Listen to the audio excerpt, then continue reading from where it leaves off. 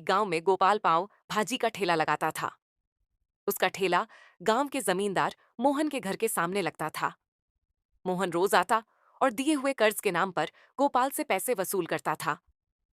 ये सब देखकर गोपाल का बेटा बहुत दुखी हो जाता था। गोपाल हर दिन सोचता रहता था कि यह कर्ज आखिर कब खत्म होगा।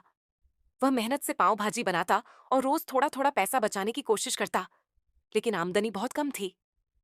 एक दिन एक परिवार ठेले पर आया और बोला, क्या यहाँ चिकन बिरयानी मिलेगी? गोपाल मना करने ही वाला था, तभी उसके बेटे ने कहा, पापा, अगर हम चिकन बिरयानी बनाइए तो गांव में बहुत चलेगी। यहाँ कोई नॉनवेज सेंटर नहीं है। अगले दिन गोपाल ने हिम्मत करके चिकन बिरयानी बनानी शुरू की। स्वाद ऐसा था कि पूरा गांव उमड़ पड़ा। देखते देखते सारी बिरयानी खत्म हो गई। अब गोपाल रोज चिकन बिरयानी बनाने लगा। कुछ ही समय में उसने मोहन का पूरा कर्ज चुका दिया। इतना ही नहीं, आगे चलकर उसने अपनी एक पक्की चिकन बिरयानी की दुकान भी खोल ली।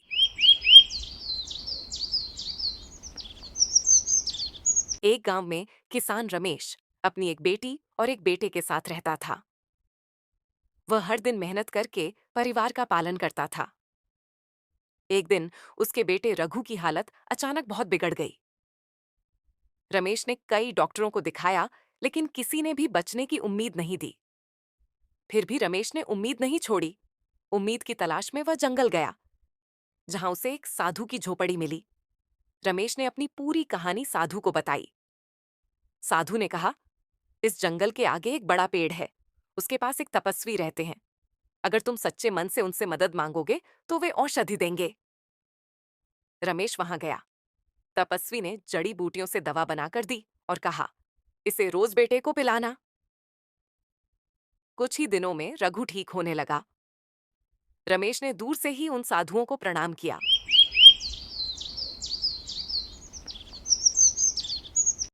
एक गांव में एक बहुत फेमस ढाबा था।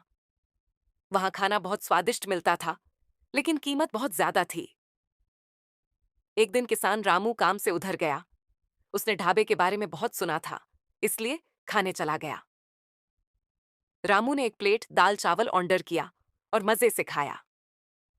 लेकिन जब बिल आया तो वह हैरान रह गया। 100 रुपये, जबकि वही खाना दूसरी जगह सिर्फ 10 रुपये में मिलता था। रामू ने कहा, मेरे पास सिर्फ 10 रुपये हैं। ढाबे के मालिक ने उसे गालियां दी और पैसों के बदले उससे खूब काम करवाया। दुखी होकर रामू घर लौटा और ठान लिया कि वह भी 10 रुपये में दाल चावल का ढाबा खोलेगा। उसने नया ढाबा शुरू किया। अब सारे किसान वहीं खाने लगे। एक ही महीने में महंगे ढाबे का घमंड टूट गया और ग्राहक न होने से वह ढाबा बंद हो गया।